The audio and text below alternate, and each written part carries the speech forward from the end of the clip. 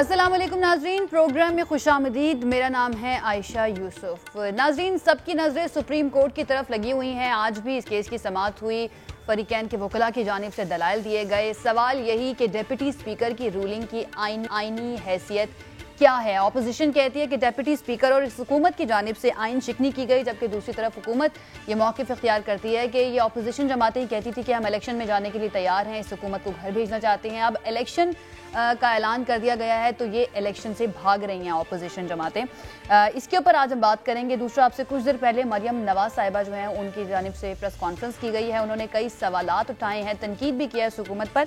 अहम जो बात उन्होंने की है नेशनल सिक्योरिटी कमेटी की है और उनका ये कहना है कि नेशनल सिक्योरिटी कमेटी को सियासी मकासद के लिए इस्तेमाल किया गया है। ये नेशनल सिक्योरिटी कमेटी मुल्क के लिए है, इमरान बचाओ किसी मकसद के लिए नहीं है, ये उनकी जानिब से कहा गया है। साथ ही साथ उन्होंने जो ख़त जिसकी वज़ीर आज़म बार बार बात करते हैं उसको जाली भी करार दे दिया है।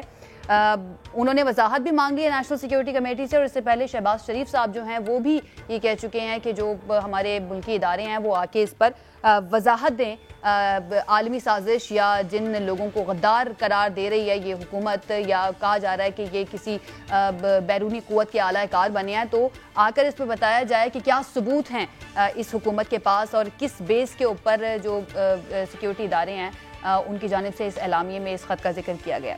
हमारे साथ मौजूद हैं आज हमारे मेहमान, उनका तारुफ मैं करवा देती हूँ। अमजद अली खान न्याजी साहब, रहनुमा तहरीक साहब हमारे साथ मौजूद हैं। डॉक्टर निसार अहमद चीमा साहब, रहनुमा मुस्लिम लीग नून हमारे साथ मौजूद हैं। सेनेटर सहर कामरान साहिबा, रहनुमा पीपल्स पार्टी हमारे साथ मौजूद हैं। और साबिक secretary election commission Kanwar Dilshad साहब हमारे साथ मौजूद हैं। सहर साहिबा, आगाज़ में आपसे करती हूँ। इस तरीके अदम एतमाद का मामला पार्लियामेंट में आने से पहले जिस वक्त लॉन्ग मार्च कर रही थी पीपल्स पार्टी, ना सिर्फ पीपल्स पार्टी बल्कि अपोजिशन जमातें भी, लेकिन आपसे मैं पीपल्स पार्टी का ही करूँगी सवाल कि बार बार ये मुतालबा किया जाता रहा कि ये असम्बलियाँ तोड़ें, इस्तीफ़े का मुतालबा भी आया और ये कहा गया कि हम इलेक्शन में जाने के लिए तैयार हैं। अब इलेक्शन का ऐलान कर दिया गया है, तो अब फिर ये अपोजिशन जमातें क्यों इलेक्शन की तरफ नहीं जा रही हैं? शुक्रिया आयशा। बात इलेक्शन में जाने की नहीं है, बात जो है वो आइन की है। और आइन को सबवर्ट करना, आइन को जो है वो तोड़ना, उस आइन को वायलेट करना, उसकी सजा आर्टिकल 6 है। इमरान खान साहब के 2 वजीर ये बता रहे थे कि उनका दिल चाहता है कि वो पार्लियामेंट में जाके फट जाए, ठीक है। उनमें एक गुलाम सरवर खान थे और एक शहरियार आफरीदी थे। और इमरान खान बार बार अपनी बंदूक की नशिस्त, ठीक है, उसकी बात कर रहे थे। तो ये सारा कुछ फटना इन्होंने पार्लियामेंट और आइन पे ही था। और मैं समझती हूँ कि ये जो खुदकश हमला उन्होंने किया है पाकिस्तान के आइन पे, इसके लिए पाकिस्तान और पाकिस्तान के अवाम इन्हें कभी माफ नहीं करेंगे। बात इलेक्शन की नहीं है। इलेक्शन पे तो अगर ये कहते थे ना कि कोई आलमी साजिश है, तो इमरान खान साहब उस आलमी साजिश का हिस्सा थे, क्योंकि इमरान खान साहब ने अपनी हुकूमत भी बरतरफ की और पाकिस्तान का आइन भी, ठीक है। और जिस तरीके से उन्होंने पाकिस्तान के वकार और इज्जत को धचका लगाया और जिस तरह से एक कॉन्स्पिरेसी थ्योरी इन्होंने फैलाई, मैं तो ये पूछना चाहती हूँ कि इमरान खान साहब भी ये बताएं कि वो किसके स्पॉन्सर्ड हैं, क्या एजेंडा था जिसको लेके वो पाकिस्तान में आए, क्या एजेंडा था जिसके तहत उन्होंने मईशत तबाह की, गवर्नेंस तबाह की, खारजा पॉलिसी तबाह की और आखिर में पाकिस्तान की सालमियत पे उन्होंने जो है क्वेश्चंस उठा दिए। तो इमरान खान साहब जो है उनको बहुत सारे जवाब देने हैं। और अगर ये मैं मान लूं चले कोई मरासला था, वो एग्जिस्ट करता था, अव्वल तो वो 2 तारीख की मीटिंग थी जिसके जो है रिकॉर्डिंग हम सबने सुनी हुई है, जो 3 और कोई ऐसी अगर कोई मीटिंग थी और कोई मरासला आ गया था, तो मरासला 7 तारीख से 27 तारीख तक इमरान खान छुपा के क्यों बैठे थे? उन्होंने फौरी तौर पर मुल्क के खिलाफ इतनी बड़ी साजिश हो रही थी, तो उन्होंने क्यों नहीं उस वक्त जो है वो कौमी सलामती कमेटी की मीटिंग बुलाई? उस वक्त तक वो क्यों छुपा के बैठे रहे? क्यों नहीं सफीर को फौरी तौर पे बुलाया? देखें, ये जो मुजरिमाना गफलत थी, ये जो एक साजिश थी, जो साजिश इमरान खान साहब तैयार कर रहे थे, असल साजिशी जो स्क्रिप्ट था वो था जो कि फवाद चौधरी ने पढ़ा, वो स्क्रिप्ट था जो कि डिप्टी स्पीकर सूरी साहब ने, कासिम सूरी साहब ने पढ़ा, वो स्क्रिप्ट था जो कि इमरान खान साहब ने रिकॉर्ड किया और विद इन 2 to 3 मिनट्स उसको जो है वो टीवी में नशर कर दिया गया। वो साजिशी स्क्रिप्ट था जो कि सदर पाकिस्तान को इरसाल किया गया, उन्होंने उसको फौरन जो है उस पर दस्तखत कर दिए। अगर इनको सजा हो जाती पार्लियामेंट पे हमले की, पहले जब 2014 में इन्होंने हमला किया था, अगर इन्हें सजा हो जाती पीटीपी पे हमले की तो आज ये वक्त पाकिस्तान को देखना नहीं पड़ता। यानी ये एक ऐसी मैं समझती हूँ कि जमात तश्कील दे दी गई है जिसको ना आइन का एहतराम है, ना पाकिस्तान की इज्जत और वकार का एहतराम है। इमरान खान साहब चाहते हैं कि जाते जाते हर चीज तहस नहस करें। जिस तरीके से पाकिस्तान के खारजा ताल्लुकात को उन्होंने नुकसान पहुंचाया, आज वो चाइना की बात करते हैं। मुझे ये बताएं कि सी पैक के मंसूबों को मुतनाज़ा बनाने वाले कौन थे? इमरान खान साहब। जो है हमने तो रशिया के साथ अपने ताल्लुकात इस्तवार किए 2010 2011, मिलिट्री एक्सरसाइजेस स्टार्ट हो गई 2015 2016 के अंदर, जो मंसूबे हैं वो साइन हो गए। ये एससीओ का पाकिस्तान मेंबर बन गया। ये जो 3.5 पौने 4 साल कोई पेशरफ्त नहीं हुई, उसके जिम्मेदार कौन है? इमरान खान साहब। ये जो सारे सैर साहिबा, आज जो रूसी वजारत खारजा की तर्जुमान का बयान आया वो भी आपने देखा होगा। वो ये कह रहे हैं कि रूस के साथ ताल्लुकात बढ़ाने पर ये दबाव इमरान खान साहब पर और उनकी हुकूमत पर डाला गया कि अमेरिका की जानिब से कि वो रूस ना जाए और उनको सजा दी जा रही है रूस का दौरा करने पर। देखिए, मैं ये समझती हूँ कि इसकी वजाहत जो है हमारी वजारत खारजा को देनी चाहिए, अगर इस तरह का बयान रूसी वजारत खारजा से आया है। ठीक है ना। पहली बात ये कि मैं देख रही थी, कुछ एनालिसिस थी, कुछ लोगों की, कुछ थिंक टैंक्स की इनपुट थी, क्योंकि वो जो एक बयानिया जो इमरान खान साहब ने फैलाया, जो कि शाम महमूद कुरैशी साहब दे के आए, उसी की बयानी की बुनियाद पे आपको मैं याद करा दूं कि जब साबिक सदर आसिफ अली जरदारी ऑफिशियल विजिट पे 2011 में गए थे, तब भी कुछ तहफुजात थे आलमी ताकतों के, लेकिन हमने पाकिस्तान के इंटरेस्ट को सामने रखा। जब उन्होंने चाइना के मुसलसल दौरे किए और सीपैक की बुनियाद डाली, तब भी कुछ तहफुजात होंगे। बहुत सारे ऐसे मामलात होते हैं जिनके ऊपर जो है मुख्तलिफ ममालिक के मुख्तलिफ तहफुजात होते हैं। जब जो है वो मतलब आप कह रही है कि तहफुजात होते हैं लेकिन मामलात इस नहज पर नहीं पहुंचते, जिनके बारे में ये बात करिए। ठीक है, ठीक है। मुझे एक मिनट, मुझे लास्ट कमेंट करने दें। जी कर दें। बात ये है कि आज ये बताएं कि इमरान खान साहब एक तरफ जो है वो उन्होंने चीन के ताल्लुकात को मुतनाज़ा बनाया, उन्होंने जो है गल्फ कंट्रीज के ताल्लुकात को मुतनाज़ा बनाया, उन्होंने अमेरिका के ताल्लुकात को मुतनाज़ा बनाया, और अब रशिया से भी ताल्लुकात को मुतनाज़ा बनाने की कोशिश कर रहे हैं। यानी हर चीज स्मूथ चल रही थी, हमारी तमाम ममालिक के साथ एक बैलेंस्ड अप्रोच चल रही थी। इमरान खान साहब को ये बताना पड़ेगा कि ये किसकी साजिश है जो कि इमरान खान साहब जिस पे चल रहे हैं, किसका लिखा हुआ स्क्रिप्ट है जिसके ऊपर वो चल रहे हैं। अमजद नियाजी साहब, सहर साहिबा की बात आप सुन रहे हैं, और ये सिर्फ सहर साहिबा नहीं बल्कि ऑपोजिशन के कई रहनुमाओं की जानिब से बार बार कहा जा रहा है कि ये स्क्रिप्टेड था सब कुछ। वज़ीर कानून ने आके जिस तरह से एक पर्चा निकाला, उससे पढ़ा, डेप्यूटी स्पीकर ने लिखी हुई रूलिंग पढ़ी, उसके बाद इमरान खान साहब का खिताब रिकॉर्डेड था, उसके बाद उन्होंने फौरी तौर पर ऐलान किया। तो वाकई में प्री प्लान था ये सब कुछ? बिस्मिल्लाह। पहले तो इनके लिए मैं ये कहना चाहूंगा कि नेशनल सिक्योरिटी काउंसिल की जो मीटिंग हुई है उसमें सारी चीजें वाजे हो गई हैं। अब इन पे जो है मैं समझता हूं कि इन्होंने जो अपने बैरूनी आकाओं की मदद से जो यहाँ पे कारनामे सरअंजाम दिए हैं ना, वो लोगों के सामने आ चुके हैं। इसमें कोई दूसरी राय तो अब है नहीं। ये को हमारा को बना बनाया तो नहीं है। नेशनल सिक्योरिटी काउंसिल में तो आपको पता है कि इदारे बैठते हैं और इदारे को हवा में नहीं आके बैठ जाते, उनके पास हर एक चीज होती है। रियासती इदारे हैं, रियासती इदारे मरियम साहिबा ने अभी प्रेस कॉन्फ्रेंस की है। अमजद नियाजी साहब, मरियम साहिबा कह रही हैं कि सियासी मकासद के लिए इस्तेमाल किया गया है नेशनल सिक्योरिटी कमेटी को। कल मेरे ख्याल में डीजी ISPR ने अपनी पोजीशन वाजे कर दी है कि उन्होंने कहा है कि जो बयानिया जारी हुआ है वो हमारा वही मौकफ है कि उसमें तब्दीली तो हुई नहीं है। मुझे बताएं उसमें कोई उन्होंने तब्दीली की बात की है तो मुझे बता दें। उन्होंने वाजे तौर पे जो है कौम को पैगाम दिया है, और आपको पता है इलामिये में क्या था, और उस इलामिये के मुताबिक जो है वो एहतजाज भी किया गया, डिमाश भी दिया गया है जो फॉरेन कंट्री था उसको, कि आप हमारे जो है अंदरूनी मामलात में आप पॉलिटिक्स में मुदाखलत कर रहे हैं और रजीम चेंज की बात कर रहे हैं। तो उस पर आपको पता है ऐसे ये चीजें बड़ी सीरियस होती हैं और ऐसे नहीं बात की जाती। उसकी जब तक कोई वजह ना हो, कोई रीजन ना हो, कोई लॉजिकल बात ना हो।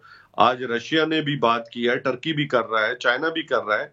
तो ऐसे तो ममालिक नहीं है ना जो आज ये बात करें कि हवा में बात हुई और चली गई। ये बड़ा सीरियस थ्रेट दिया गया है पाकिस्तान को। अगर ये ना समझे, ठीक है ये उनके एहलकार हैं, ये तो उनकी बोली, अमेरिका की आज सारे बोली बोल रहे हैं कि अमेरिका को इन्होंने पाक नमाजी बना दिया है और वहां पे ये ताजते भी पढ़ रहे हैं।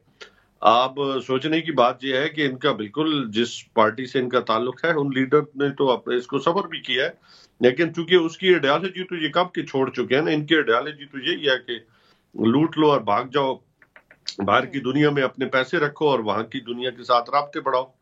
ये इनका इंटरनेशनल एस्टेब्लिशमेंट के ये अलकार है, आज से नहीं है, पहले से है। और पाकिस्तान में क्योस पैदा करो, क्यूरोसिटी पैदा करो, ताकि जहाँ भी जो इकोनॉमी अपने पैरों पे ना खड़ी हो सके, पाकिस्तान प्रॉस्पर ना हो सके। कौन गद्दार है और कौन मुहिब्बे वतन है, इसका फैसला कौन करेगा? इल्जाम लगाना तो आसान है ना, उसमें हम भी गद्दार ही है ना।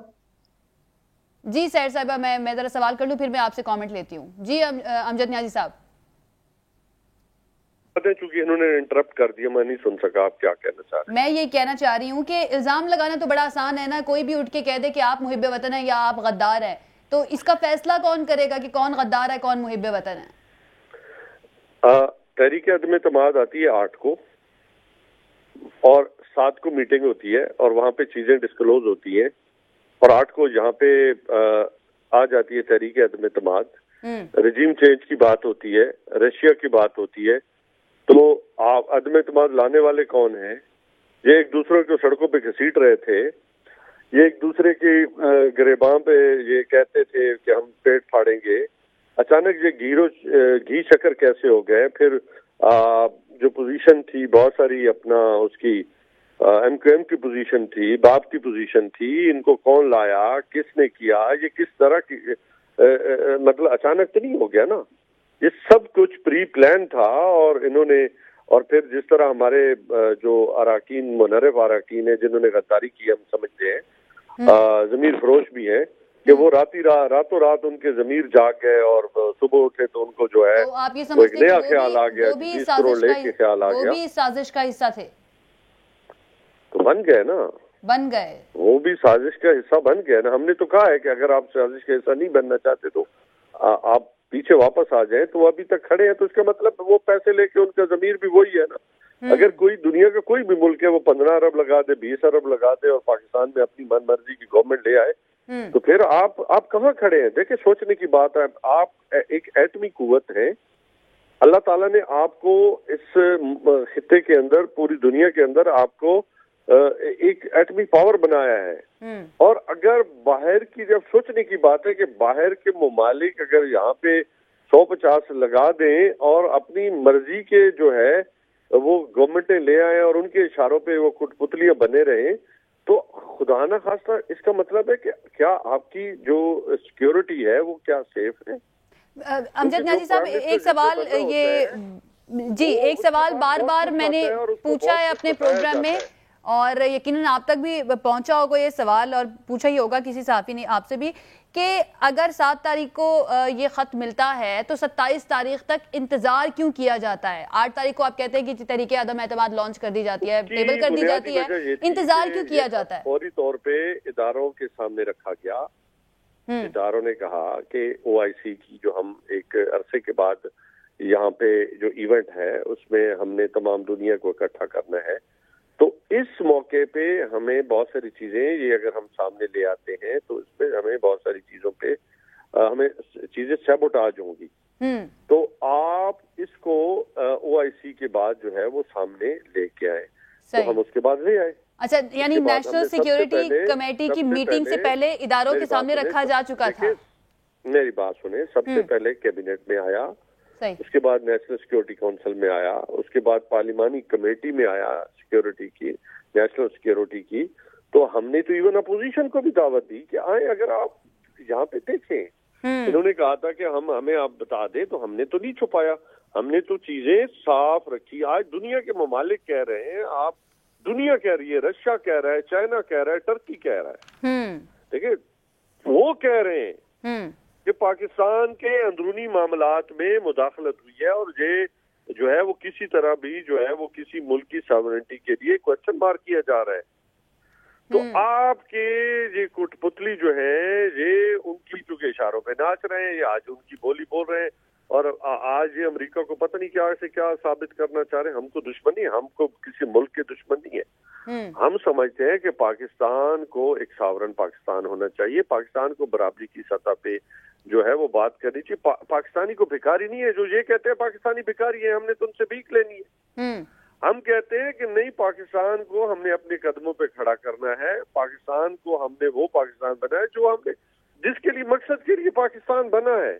लेकिन ये समझते हैं कि नहीं, पाकिस्तान को हम भिखारी बना के हम इनको घुटनों पे टेक देंगे जी, घुटनों पे लेके आएंगे दूसरों मुल्कों के सामने, do more and more and more. और हम जब यहाँ पे ड्रोन अटैक होते रहे तो जरदारी साहब को वो भी बयान देखने के मुझे कोई फर्क नहीं पड़ता। ठीक है अमजद यारी साहब, एक तरफ ये पाकिस्तानी जितने मर जाए इनको कोई फर्क नहीं पड़ता। सही, एक तरफ आप जो ऑपोजिशन जमाते हैं, खास तौर पे शहबाज शरीफ साहब की बात कर लेते हैं, उनको आप करार देते हैं कि जी बैरूनी कुव्वतों के आला कार बने। दूसरी तरफ निगरान वजीर आजम के लिए भी उन्हीं से नाम तलब किया जा रहा है। ये क्या माजरा है? ये बयानिया जो है, ये गद्दार वाला बयानिया आपका, ये सियासी मालूम होता है इस तरह से? तो एक कॉन्स्टिट्यूशनल अपनी जिम्मेदारी पूरी करनी है, ठीक है, क्योंकि प्राइम मिनिस्टर पाकिस्तान तो रहे नहीं। अब उनके पास चूंकि वो कायम मकाम है उस वक्त तक जब तक निगरान प्राइम मिनिस्टर नहीं आता, तो उन्होंने अपनी एक कॉन्स्टिट्यूशनल अपना जो जिम्मेदारी है वो पूरी करनी है। जो अगर मेरी जाती राय सुन ले तो वो मेरी शायद मुख्तलिफ होगी। मैं तो समझता हूँ कि इनके खिलाफ जो है ना वो प्रोसीडिंग होनी चाहिए, और जिन लोगों ने ये साजिश की उनके खिलाफ मैं समझता हूँ केसेस होने चाहिए और उनको बिहाइंड द बार होना चाहिए। सही। लेकिन इस वक्त चूंकि सियासत अरूज पे है बहुत ज्यादा, इसको ये सियासी रंग देने की कोशिश करेंगे और दे भी रहे हैं, देने भी चाहिए इनका मतलब, क्योंकि इन्होंने पैसे हलाल करने हैं। सही, ठीक है, हलाल करने हैं ना, जिनको देने भी चाहिए। ठीक है, ठीक है अमजद यारी साहब, एक ब्रेक से वापस आएंगे तो नून लीग का क्या मौक़िफ़ है इस सारे मामले पर, वो भी शामिल करेंगे एक ब्रेक के बाद। साथ रहिए जी नाज़रीन। ब्रेक के बाद खुशामदीद। डॉक्टर निसार अहमद चीमा साहब भी हमारे साथ मौजूद है। डॉक्टर साहब, इमरान खान साहब ने ख़त लहराया और कहा कि आलमी साजिश हुई है उनकी हुकूमत को घर भेजने के लिए। पहले अपोजिशन ने कहा कि ये ख़त जाली है, ऐसी कोई बात नहीं है। फिर शहबाज शरीफ साहब की तरफ से बयान आता है कि अगर वाकई में कोई आलमी साजिश है या कोई ऐसा ख़त है तो हमें दिखाया जाए, और वाकई में ऐसा हुआ तो हम साथ खड़े होंगे। फिर उनको बुलाया जाता है कौमी सलामती कमेटी की मीटिंग में, नहीं जाते। इन कैमरा इजलास में बुलाया जाता है, नहीं जाते। अब अस्करी इदारों से मुतालबा कर रहे हैं कि आप वजाहत दें, अपनी पोजीशन क्लियर करें। देखिए, गुजारिश है कि अस्करी इदारों का इन्होंने नाम इस्तेमाल किया है अपने इस मजमूम खेल को कामयाब करने के लिए। देखिए, इन्होंने एक पूरी दुनिया में मुल्क का तमाशा बना के रख दिया है। बात यह है कि हमें पहले ही देखना, अखलाकी कदरों की इनके नजदीक कोई अहमियत नहीं थी। जिस तरह की बदकलामी जो है वो उसका ये कल्चर फरोग दे रहे हैं, उसको आप जानती हैं अच्छी तरह, पूरी कौम ने देखा है बदजुबानी और बदकलामी का कल्चर इस मुल्क में बदकिस्मती से इंट्रोड्यूस किया जा रहा है पीटीए की जानिब से। देखिए, गुजारिश ये है कि इनकी नाली बदइल्जामी के नज़ारे पूरी कौम देख रही है और उसके मजे चख रही है पिछले 3.5 साल से। लेकिन ये जो सूरत है कि मुल्क के पार्लियामेंट का, आइन का इन्होंने खिलवाड़ बना के रख दिया। आइन पे इन्होंने हमला किया है, ये ऑपरेशन पे हमला नहीं है, ये आइन पे हमला है। देखें, गुजारिश ये है कि अगर कोई गैर मुल्की साजिश थी तो इनको 7 तारीख को ये कहते हैं कि जी हमें वो जो केबल मौसूल हुई और ये कि वहाँ पे वो मीटिंग हुई अम्बेसडर के साथ किसी अमेरिकन किसी ऑफिशियल की। गुजारिश ये है कि अगर 7 को इनके इल्म में था तो 24 को जब हमने फॉर्मली टेबल की है वो मोशन, लीव ग्रांट की गई है, तो 7 से लेकर 14 तक किसी एक भी हुकूमती ओहदेदार ने इसकी मुखालफत नहीं की कि जी इसको नहीं आना चाहिए। नहीं, वो उसके बारे में ये कहते हैं निसार चीमा साहब, कहते हैं कि ये तमाम जो इदारे हैं उनके कंसेंसस के साथ ही फैसला होता है, क्योंकि OIC का यहाँ पे इजलास हो रहा था तो इसको बाद के लिए मौका कर दिया था कि बाद में इसको लाया जाएगा। क्या अस्करी इदारों ने ये कहा है कि जी इस बिना पर इसको मुझे मुसल्लम कर दिया जाए? कतई गलत है। अस्करी इदारे जो हैं वो अपने आप को कभी एक यानी एक पार्टी के साथ अपने आप को ब्रैकेट नहीं करेंगे, वो कौमी इदारा है। लेकिन आज मरियम साहिबा कह रही है कि नेशनल सिक्योरिटी कमेटी को सियासी मकासद के लिए इस्तेमाल किया गया। इस तरह के खेल में मुलव्वस नहीं करेंगे। चीमा साहब, ऑपोजिशन के सब रहनुमा फिर ये DG ISI से क्यों फिर वजाहत तलब कर रहे हैं? एस्टैब्लिशमेंट से बार बार क्यों कह रहे हैं कि जी अपनी पोजीशन क्लियर करें? आज मौलाना फजल रहमान ने भी यही बात की है। इसलिए ये कह रहे हैं, इसलिए कह रहे हैं कि अस्करी इदारों का ये गलत तरीके से इन्वॉल्व कर रहे हैं, उनको उनका नाम ले रहे हैं, उनका नाम इस्तेमाल कर रहे हैं। इस वजह से हम चाहते हैं कि अस्करी इदारे बिल्कुल, वो तो इम्प्रेशन ये दे रहे हैं कि अस्करी इदारे ऑन बोर्ड है और उनकी कॉन्सेप्ट के साथ हमने ये सारा खेल खेला है, बिल्कुल गलत है। डीजीआईएसपीआर ने ये कहा है कि जो एलामिया है नेशनल सिक्योरिटी कमेटी का, वही हमारा भी जो पाक अफवाज है उनका भी वही मौकफ है। आपने वो सुना है क्या? उस मुश्तरका एलामिया में ये कहा गया है कि जी नो कॉन्फिडेंस जो मोशन है उसको इस बिना पर मुस्तरद कर दिया जाए, और ये जो अपोजिशन है ये जो मुल्क दुश्मन है वो गद्दार है, जिस तरह ये इल्जाम लगाए। निसार चीमा साहब, अगर शहबाज शरीफ साहब उस मीटिंग में चले जाते जहां पर ये शेयर की जा रही थी, सबको एतमाद में लिया जा रहा था, आपको नहीं लगता कि कंफ्यूजन ये सारी दूर हो जाती? बहने नहीं, अस्करी इदारों ने कभी उन्होंने ब्रीफिंग देनी हो, कभी जीएसक्यू में उन्होंने कभी बुलाया हो, कभी ये है कि इस तरह, तो ये है कि कभी हमने इनकार नहीं किया। मैं तो खुद देखे कश्मीर कमेटी का मेंबर हूँ, हमें बुलाया गया, हम तो बिल्कुल गए और हमने बड़े खुले और भी एक बड़े खुशगवार माहौल में काफी चीजें डिस्कस की हमने। लेकिन ये है कि देखिए इन पे ये हुक्मरानों पे कोई हमें एतमाद है और ऐवान की अक्सरियत इन पे अदब एतमाद का इजहार कर चुकी। देखे अगर इनमें स्पोर्ट्समैन स्पिरिट होती, जो कि ये स्पोर्ट्समैन है, तो उस कम से कम इनसे मिनिमम जो एक्सपेक्टेशन है वो ये है कि स्पोर्ट्समैन स्पिरिट का मुजाहरा करते, और ये है कि ये कहते कि ये ऐवान की अक्सरियत के एतमाद से मैं क्योंकि महरूम हो गया हूँ इसलिए मैं रिजाइन करता हूँ। लेकिन ये क्या तरीका है कि एक इल डिसिप्लिन बच्चे की तरह, एक इल डिसिप्लिन और जिद्दी खिलाड़ी की तरह जब देखेंगे मैं हार रहा हूँ तो विकेट उठा के भाग जाए, वो पूरी गेम उलटने की कोशिश करे, खुद आइन शिकनी के मुर्तकिब हों। देखें, गुजारिश ये है कि अगर कोई गद्दार है, कोई मुल्क दुश्मन है, इसका फैसला इमरान खान ने या पीटीआई ने या किसी सियासी जमात ने या सियासी लीडर ने नहीं करना, ये अदालतों का काम है। ये अदालतों में अगर ये किस तरह का उनके पास सबूत है, एविडेंस है, तो लेके जाए। ये कि अगर मैं देखें वाज़ेह तौर पर कहता हूँ कि अगर कोई मुल्क दुश्मन है और ये है कि ये कोई गद्दार है तो उसको सरेआम ये फांसी दी जाए। लेकिन अगर इस तरह के ये है कि बेहुदा इल्जाम को झूठे इल्जाम लगाता है तो ऐसे झूठे इल्जाम लगाने वालों को भी सरेआम सजा दी जाए। सही। अच्छा चीमा साहब, मैं आखिरी सवाल करूं, उसके बाद अपने अगले गेस्ट की जानिब में बढ़ूंगी। चीमा साहब सवाल सुन ले ना, मेरा सवाल सुन ले। अदम एतमाद पार्लियामेंट में पेश होने से पहले और पेश होने के बाद भी जितना अरसा प्रेस कॉन्फ्रेंसेज और सारी आपकी मीडिया टॉक्स होती थी, तो उसमें अपोजिशन रहनुमा बारहा वाशगाफ अल्फाज में कहते थे कि हमारी जो इस्टेब्लिशमेंट है वो न्यूट्रल है और वो हम चाहेंगे कि अब न्यूट्रल ही रहे। तो अभी भी आप ये समझते हैं कि न्यूट्रल ही है?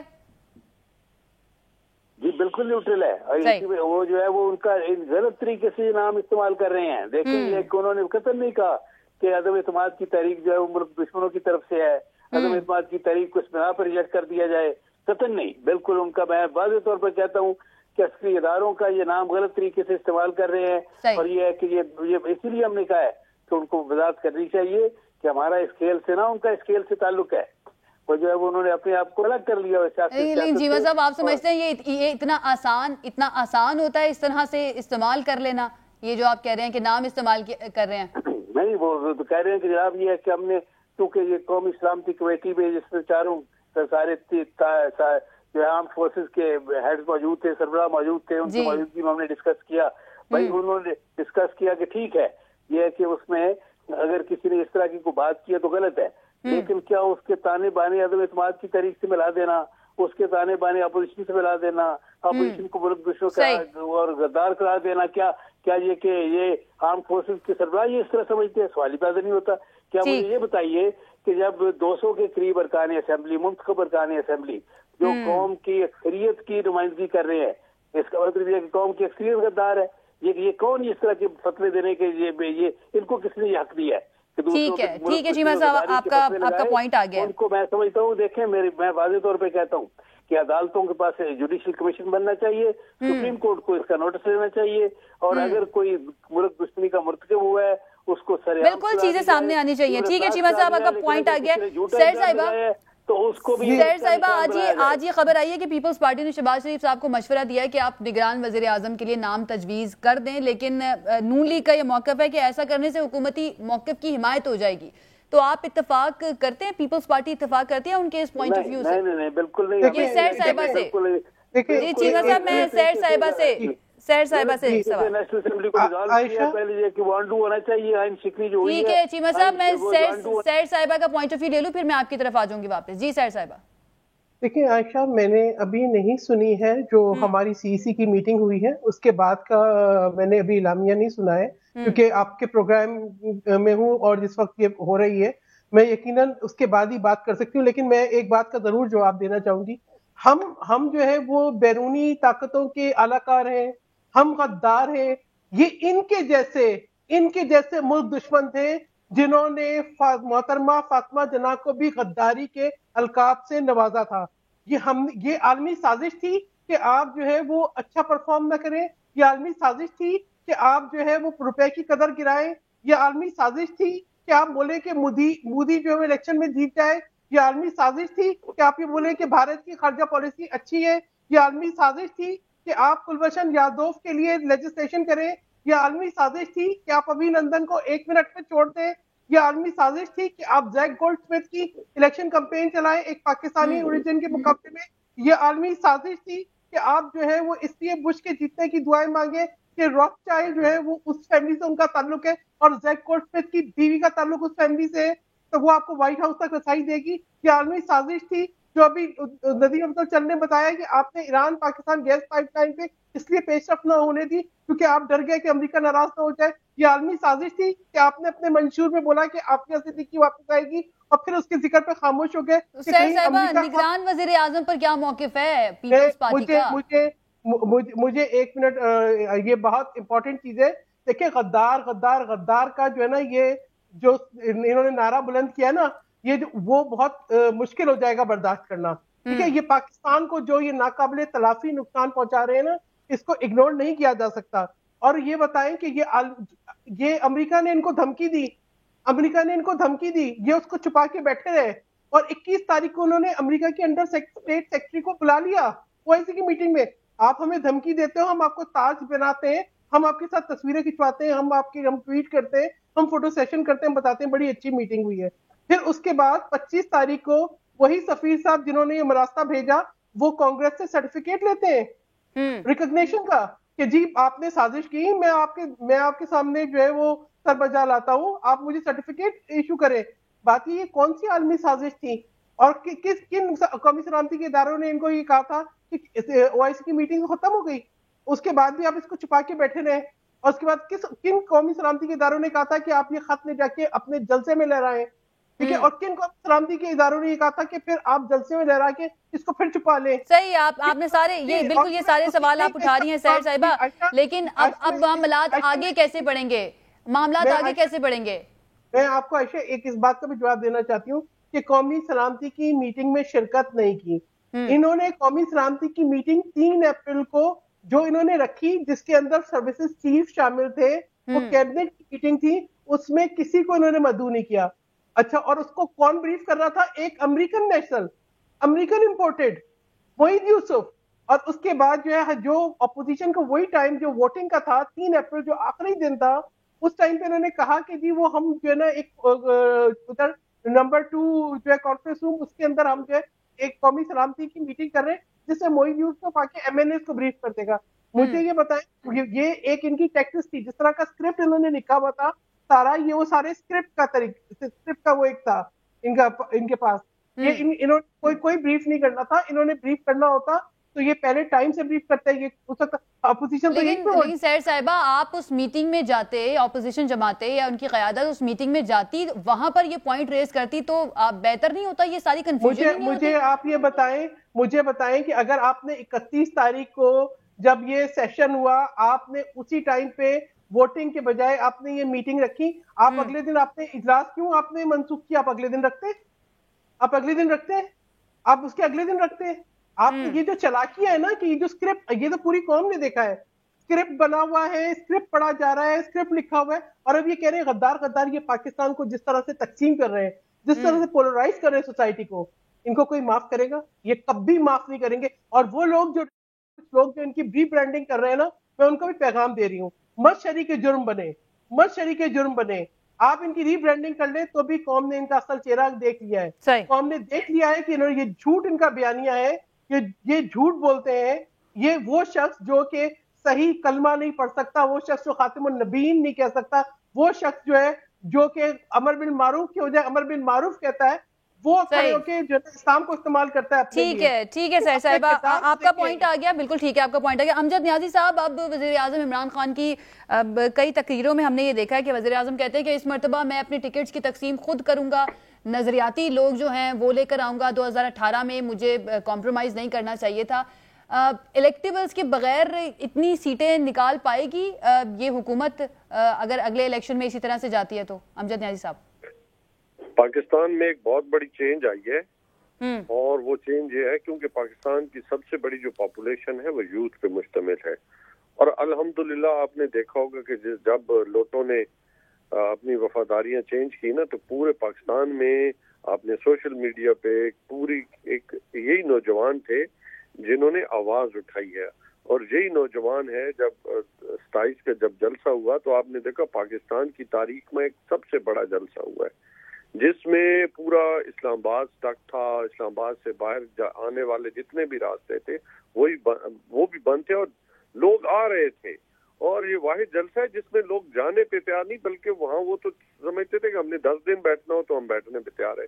अभी 1 घंटे की कॉल पे इस्लामाबाद में 8-10 हजार लोग मिनटों में इकट्ठे हो जाते हैं। तो ये जज्बा है जो हर एक एरिया में, चाहे वो सिंध है, बलूचिस्तान है, केपी है, और केपी के इलेक्शन अभी लोकल बॉडीज के इलेक्शन आपने देखे होंगे कि जिस भारी वहां पे भी हम जीते हैं मानसेरा हजारा में, जहाँ पे मुस्लिम लीग नून की कभी मतलब सीटें हुआ करती, वहां पे भी क्लीन स्वीप की है पाकिस्तान तहरीक इंसाफ ने। और इंशाअल्लाह ताला जो माहौल चल रहा है, ये डर क्यों रहे हैं, ये इलेक्शन में क्यों नहीं जाना चाहते? अगर ये पहले इनका बयान ये थी कि जी हम तो सिलेक्टेड हैं और हमें बाहर आना चाहिए, इलेक्शन में जाना चाहिए, अब ये इलेक्शन से क्यों भाग रहे हैं? इनको पता है कि लोगों ने इनके साथ जो असर करना है ना, वो इनकी जो सियासी मौत है वो हो चुकी है। क्योंकि ये जो है वो जो इनका पहले मैनिफेस्टो था ना, ये मैनिफेस्टो से कब के इनका एक ही मैनिफेस्टो है कि लूट लो पाकिस्तान को, जहां से मिलता है वो लूटो और फूट जाओ। और इससे अब लोग जो है तंग आ चुके हैं। लोग समझते हैं कि पाकिस्तान जो है आगे की तरफ जाना चाहिए, पाकिस्तान को अब तरक्की होनी चाहिए। अब पाकिस्तान ये पुरानी मुक्का की सियासत से तंग आके, चाहे वो निचले लेवल पे चाहे ऊपर लेवल पे, सबको उड़ा देना चाहते हैं। जरा इलेक्शन तो होने दे आपको। सही, अच्छा ये जरा पंजाब की तरफ भी आ जाते हैं। जगह से नौजवान जो पहली दफा आएंगे, जैसे आपको याद हो केपी में फर्स्ट टाइम लोग तो जानते ही नहीं थे उन लोगों को, उनको पता ही नहीं था कि ये कौन है, बस उन्होंने वोट दिया। और आज अल्हम्दुलिल्लाह वो सब आप मुराद सईद देखे, मुराद सईद कहाँ से आया, यहाँ से निचले उससे आया। बहुत सारे शहरी, तो इस मर्तबा हमें नए चेहरे देखने को मिलेंगे पाकिस्तान तहरीक इंसाफ। बहुत सारे लोग ऐसे हैं जो मतलब पाकिस्तान तहरीक इंसाफ ने उनको वजूद दिया और अल्हम्दुलिल्लाह आज वो नेशनल सतह की लीडर है।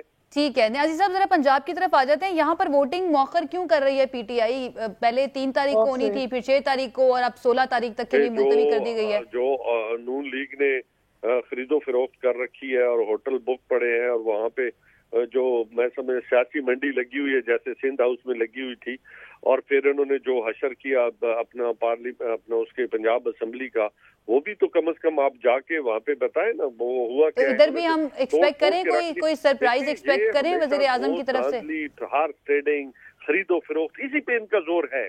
मुझे ये बता दें कि कोई इनका अपना है तो इनके अपने कितने वोट हैं? न्याजी साहब, सबूत सामने ला के रख देना, सारे मसले हल हो जाएंगे। आप हॉर्स ट्रेडिंग की बात पर बात करें, सबूत सामने रख दे ला के। हैरान हो गया, आपको नजर आ रहा है कि ये खरीदो फरोख्त कर रहे हैं और फिर भी आपको नजर नहीं आ रहा। मैंने तो कोई वीडियो नहीं देखी है, इसलिए मैं इस बारे में कुछ नहीं कह सकती। क्या सबूत है कि इनके 1-5 मिनट में अगले का जमीर जाग जाता है, वो बगैर पैसों के जाग रहा है, वो मफादात के बगैर जाग रहा है। जागर तो होता तो 2 साल पहले कहते अब्दुल अलीम खान साहब आपके इतने पुराने साथी थे, चौधरी सरवर साहब, न्याजी साहब अब्दुल अलीम खान साहब को क्या हो गया? चौधरी सरवर साहब आपके इतने करीब रहे, उनको क्या हो गया? जहांगीर तरीन साहब को क्या हो गया? क्या ये भी गद्दार हो गए? अगर उनके मफादात पूरे कर देता, चीफ मिनिस्टर बना देता, बहुत कुछ और कर देता, उनके जो कारोबार के जो मसाइल थे वो हल कर देता, खान बहुत अच्छा है। खान अगर किसी को फराज साहबा को पैसे नहीं भेजे होंगे ना, का काम नहीं है कि वो नैब को इंस्ट्रक्शन दे। अगर कोई नैब किसी को बुला रही है, नैब एक इंडिपेंडेंट इदारा है, तो आज वो चू चू का जो है ची चा चू चू शुरू हो गया, तो उसे कोई फर्क नहीं पड़ता। हमेशा जो है वो सच सामने होता है और खान अल्लाह ताला ने उसको इज्जत दी है। और ये छोटे लोग जो है ना, इनसे कुछ नहीं होगा, ये छोटे लोग हैं। सही, ठीक है जी। ये हम छोटे लोग हैं? नहीं, ये कौन सी बात है? ये छोटे लोग हैं सैयद साहिबा, ये आपके लिए नहीं कहा, ये सैयद साहिबा आपके लिए ये बात नहीं किया उन्होंने।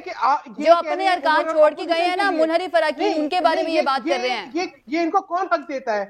ये कौन हक देता है? ये बताए ना, ये क्यों फरार करा रहे हैं? फरार साहिबा क्यों फरार नहीं है? समझ नहीं आ रही है। लोटों की इतनी बड़ी वकालत कर रही है, मुझे पता लग रहा है कि कितने करोड़ों में वो ट्रांसफर कर रही थी। अच्छा सैयद साहिबा जी, सैयद साहिबा एक सेकंड। न्याजी साहब, ये फराह साहिबा जो है, इनकी बहुत ज्यादा ऑपोजिशन बार बार बात कर रही है। आज एक बयान भी आया जो खबर मानिका साहब के साहबजादे हैं, उन्होंने कहा कि हमारा कोई ताल्लुक नहीं है फराह साहिबा से। ये क्या मामला है? देखो, पहले बात, आज से कुछ दिन पहले बहुत सारे चैनल्स को जब खान ने इंटरव्यूज दिए थे प्राइम मिनिस्टर हाउस में बैठ के, तो खान ने कहा था कि कुछ लोग हों जो मीडिया ट्रायल करेंगे, मीडिया ट्रोलिंग करेंगे, तो ये उसी का हिस्सा है, कोई फर्क नहीं पड़ता। ये जितना कोई कर ले ना, गंद हमेशा अपने मुंह पे ही आता है। किसी के ऊपर जो जिसको अल्लाह इज्जत देता है वो अल्लाह इज्जत देने वाला है। आज पूरी दुनिया ने माना है कि इमरान खान ने इस्लामफोबिया के लिए जो आज उसकी जो खिदमत है ना, पूरी उम्मा मुस्लिमा जो है OIC में भी उन्होंने रिकॉग्नाइज किया। फिर आज दुनिया से जो मैसेज पूरी उम्मत मुस्लिमा से खान को सपोर्ट आ रही है, वो भी एक मतलब तारीख का हिस्सा है। और जो आप सल्लल्लाहु अलैहि वसल्लम के लिए जो मेरे लीडर की जो मोहब्बत है ना, वो किसी से ढकी छुपे हम सियासत के लिए नहीं करते। ठीक है निसार चीमा साहब, अब जब सच के रास्ते पे चलते हैं ना नियाजी साहब, मुझे निसार बहुत सारी मुश्किलात आती है। ठीक है, मेरे पास वक्त कम रह गया। निसार चीमा साहब का मुझे कमेंट शामिल कर दें। निसार चीमा साहब, सबसे पहले मेरा आपसे सवाल ये है कि निगरान वज़ीर आज़म के लिए नाम सजेस्ट करेंगे? कि अलीम खान साहब जो घर के बेदी हैं, जो कुछ उन्होंने कहा है, जो कुछ उन्होंने इंकिशाफात किए हैं, मैं उनकी तफसील में नहीं जाता। सच्ची बात ये बड़े शर्मनाक इंकिशाफात हैं साहब। आज जो इनको आप कहते थे कि लैंड ग्रैबर है, आज आपके बड़े जो है ना, मैं ये वैसे सीने से लगा जब आप बोलते हैं तो मैं नहीं बोलता जी, मेहरबानी करके मेरी बात सुने। नियाजी साहब ये उनको भी अपना मौक़िफ़ रखने देना सामने। अमजद नियाजी साहब सामने रखने देना। भी झूठ नहीं बोला जाता। उनके इल्जामात के बाद वो जो है, वो एक जो मैडम जिसका अभी जिक्र हुआ, मैं उसकी तफसील में भी नहीं जाना चाहता। वो क्या करती रही, क्या जो लूट मार का बाजार गर्म था उसको छोड़ दें। जो इन्होंने जो पिछले 3.5 साल में कौम की नजरों में जिस तरह इन्होंने अपनी करेंसी को बेकदर किया, इसी तरह खुद भी पूरी कौम की नजरों में बेकदर हो गए। इतनी जल्दी कोई हुकूमत, कोई डिस्क्रेडिट बदनाम नहीं हुई जितनी इमरान खान की हुकूमत। ये इसका फैसला तो इलेक्शन में हो ही जाएगा ना फिर। निसार चीमा साहब जो इन्होंने खिलवाड़ किया है, निसार चीमा साहब, ये सारी बातें ये बार हुई हैं। मेरे सवाल का जवाब दे दें प्लीज, मेरे सवाल का जवाब दे दें। निगरान वज़ीर आज़म का नाम सजेस्ट करेगी नून लीग या नहीं करेगी? क्या अल्लाह ने बड़ी इज्जत दी है। अगर ये आप मेरा सवाल नहीं सुनेंगे तो फिर किस तरह से चलेगा?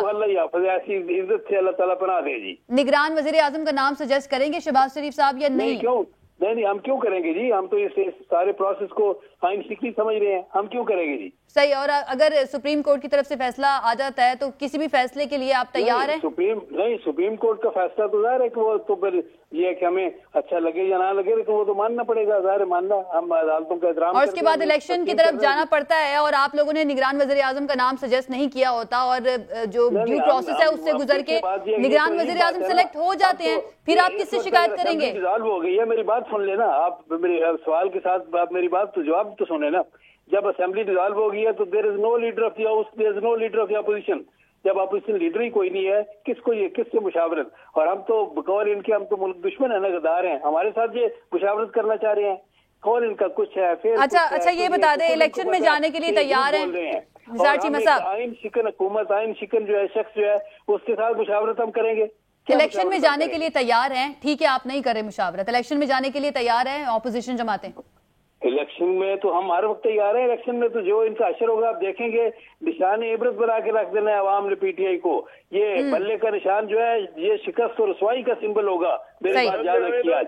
अच्छा फैसला तो फिर इलेक्शन में ही होगा। चीमा साहब ये बता दीजिए कि ऑपोजिशन जमातें मिल के जाएंगी या फिर कोई सीट एडजस्टमें होगी या खुद नून लीग और पीपल्स पार्टी और बाकी जमातें अलग-अलग जाएंगे? इस तरह के जो अवाम दुश्मन और ये जो आइन शिकन लोग हैं, इनका इंशाल्लाह मिलकर तमाम जमहूरी कुव्वतें मिलकर मुकाबला करेंगी और इनका ये है कि वो अशर होगा, ये बिल्कुल किस्सा पारी ना बन जाएंगे।